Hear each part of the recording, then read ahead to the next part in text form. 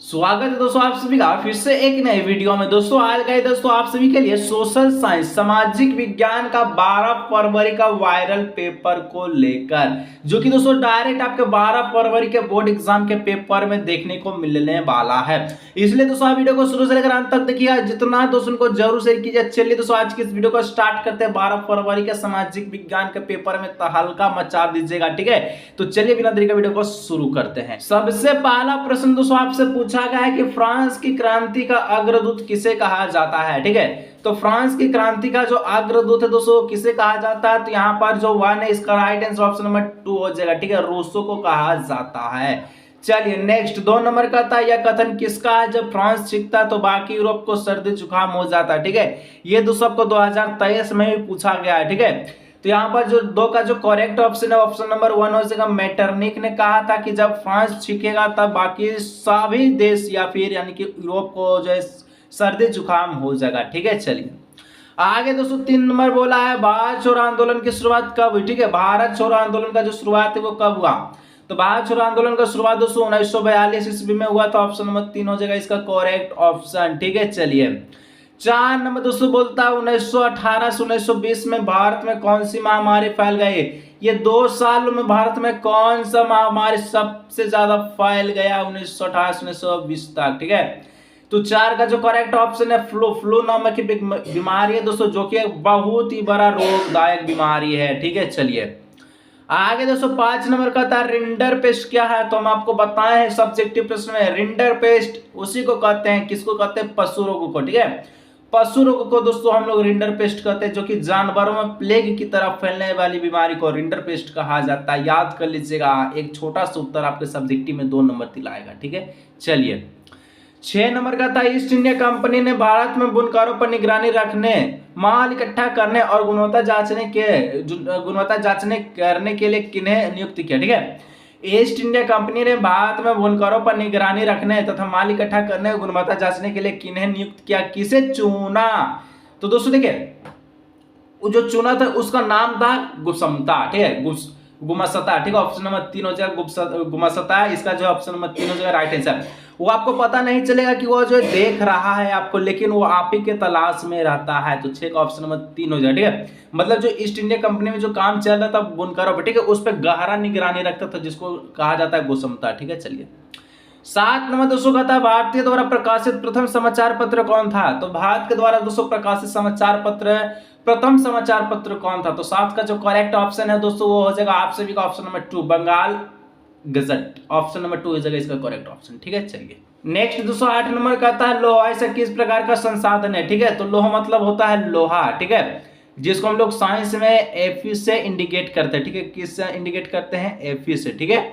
एफी मतलब आयरन यानी कि लोहा। तो लोहा का दोस्तों सीमित भंडार होता है। सीमित भंडार को हम लोग अनवीकरणीय योग्य संसाधन कहते हैं, जिसका जो है ज्यादा उपयोग करने पर समाप्त हो जाता है। तो ऑप्शन नंबर 4 हो जाएगा, ठीक है। चलिए 9 नंबर दोस्तों का था, इनमें से किस राज्य में काली मृदा पाई जाती है। काली मृदा मतलब काला मिट्टी, जिसपे कपास का खेती जो है बहुत ही प्रचुर मात्रा में होता है, ठीक है। कपास जो है दोस्तों आपका काला मिट्टी पर ही होता है, ठीक है, काला मृदा पर।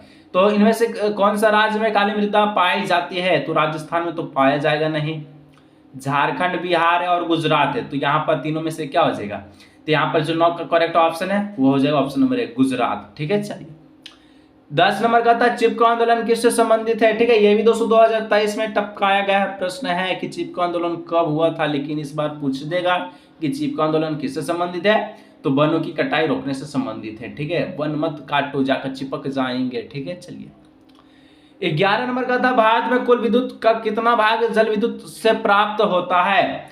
भारत में कुल विद्युत का कितना भाग दोस्तों जल विद्युत से प्राप्त होता है। तो भारत में यहाँ पर जो है आप सभी का 22%, ठीक है, 22% जो भाग है जल विद्युत में प्राप्त होता है। तो ऑप्शन नंबर 2 हो जाएगा इसका करेक्ट ऑप्शन। 12 नंबर का था, किस फसल के उत्पादन में भारत का विश्व में प्रथम स्थान है। यानी कि यहाँ पर आपसे पूछा कि भारत किसके निर्यात में विश्व का पहला स्थान पर आता है। तो 12 का जो करेक्ट ऑप्शन है ऑप्शन नंबर 4 हो जाएगा तिलहन। तिलहन उत्पादक में दोस्तों भारत जो है प्रथम स्थान पर आता है, ऑप्शन नंबर 4 हो जाएगा, ठीक है। चलिए 13 नंबर का आता है प्लेसर निक्षेपों, ठीक है, निक्षेपों से कौन सा खनिज प्राप्त होता है? प्लेसर निक्षेपों से कौन सा खनिज प्राप्त होता है? तो 13 का जो करेक्ट ऑप्शन है सोना, चांदी, प्लेटिनम, यानी ऑप्शन नंबर 4 हो जाएगा ये सभी, ठीक है। चलिए 14 नंबर का था भारत में तांबा गलाने का आधुनिक कारखाना सबसे पहले कहाँ खुला? तांबा दोस्तों कॉपर को गलाने का, कॉपर जो है ठोस में है उसको द्रव में करने के लिए सबसे पहले ये कारखाना वो कहाँ खुला था? तो 14 का हो जाएगा ऑप्शन नंबर 3 घाटशिला, ठीक है, ऑप्शन नंबर 3 याद कर लीजिएगा। चलिए 15 नंबर का था भारत का सबसे बड़ा पतन पोताश्रय कहाँ है? तो भारत का सबसे बड़ा पतन पोताश्रय दोस्तों ये आप सभी का मुंबई में है, ऑप्शन नंबर 2 हो जाएगा इसका करेक्ट ऑप्शन, ठीक है। और नीचे कमेंट करके बताइए कि आप सभी को मैप से संबंधित प्रश्न का वीडियो चाहिए या नहीं चाहिए, क्योंकि दोस्तों 5 को आपको प्रश्न बताएंगे मैप का, ठीक है, उसमें से आपका एगो 100% आएगा, ठीक है, पिछले साल की बात इस साल भी, और वो जो आपको 5 नंबर दिलाएगा डायरेक्ट, सिर्फ कुछ करना नहीं, मैप में आपको इंडिकेट कर देना है कि यहाँ पर ई है, यहाँ पर ई है, यहाँ पर वो है, यहाँ पर ई है, ठीक है।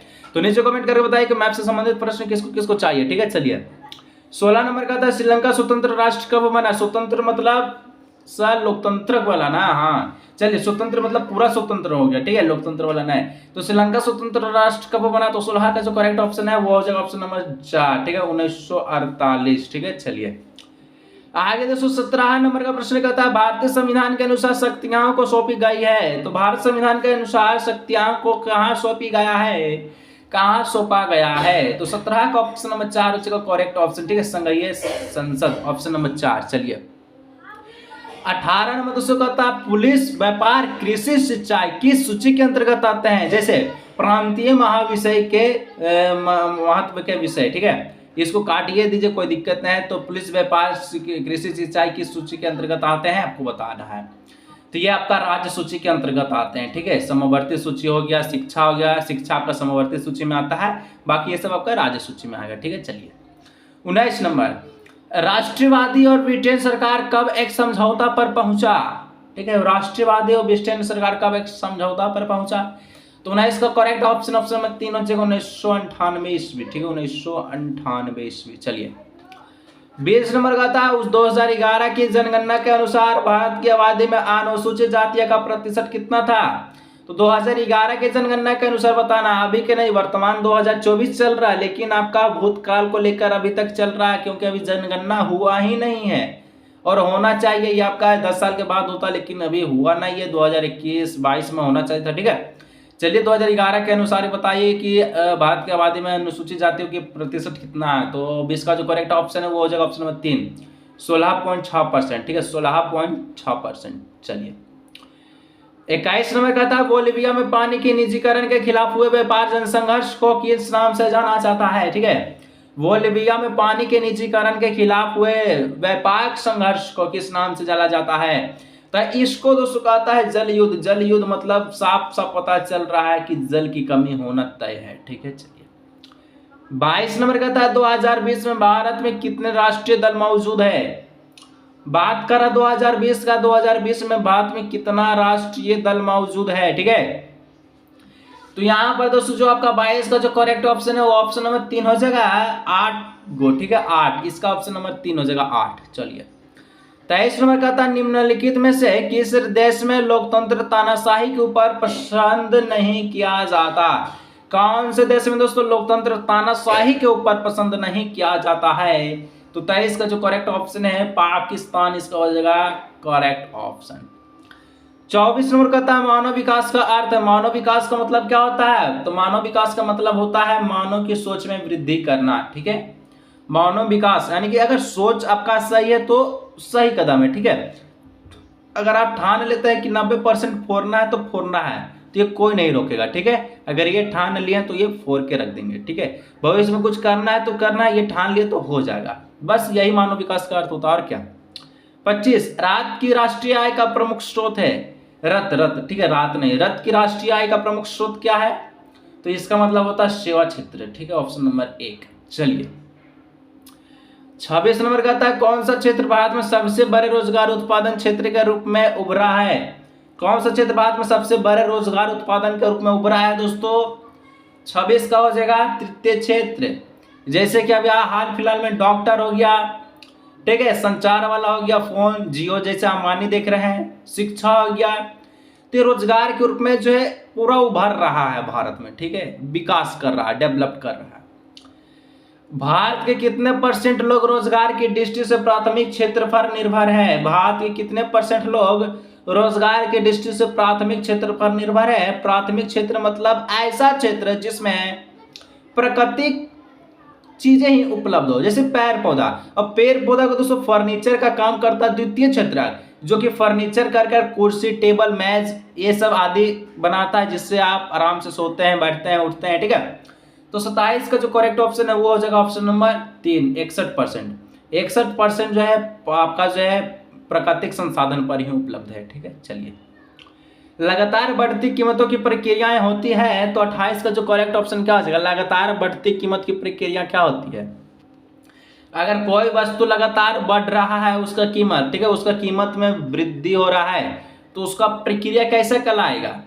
तो वो जो कहला जाएगा मुद्रास्फीति, मतलब बहुत पैसा खर्च करना। चलिए, घरेलू बाजार में बहुराष्ट्रीय कंपनियों का प्रवेश किनके लिए हानिकारक हो सकती है? ठीक है, तो 29 का जो करेक्ट ऑप्शन है सभी छोटे पैमाने के उत्पाद के लिए, ऑप्शन नंबर 4। 30 नंबर दोस्तों ये लास्ट प्रश्न है आप सभी के लिए, और नीचे कमेंट करके बताइए कि किसको किसको मैप का प्रश्न चाहिए। कहता वो संगठन जो अंतरराष्ट्रीय स्तर पर उत्पाद के मानक तय करता है उसे कहा जाता है, तो उसे क्या कहा जाता है? इसको कहते हैं आप सभी का क्या कहते हैं? ISO, ISO, ISO कहते हैं, ठीक है। चलिए, यहाँ पर इस रो हो जाएगा, ठीक है, यहाँ पर ISO ही होगा, ठीक है। चलिए, इसका जो करेक्ट ऑप्शन तो 30 का 3 हो जाएगा, ठीक है। और देखिए दोस्तों, अगर ये जो प्रश्न आप देख रहे हैं इसका उत्तर भी नीचे है, ठीक है। अगर दोस्तों ये प्रश्न आपको चाहिए, और ये जो आपका है एक आपका समझ लीजिए कि गैस पेपर टाइप का प्रश्न है, ठीक है, गैस पेपर टाइप का। और जैसे कि आपको पता है कि जैक बोर्ड जो है एक सेट मॉडल सेट जारी किया है, लेकिन दोस्तों हम आप सभी के लिए जो 2 सेट और मॉडल पेपर जारी किए हैं, ठीक है, जो कि बहुत ही मस्त मॉडल पेपर है, और इसको आप एग्जाम में पढ़ के जाते हैं तो अच्छा से अच्छा नंबर प्राप्त कर सकते हैं, ठीक है।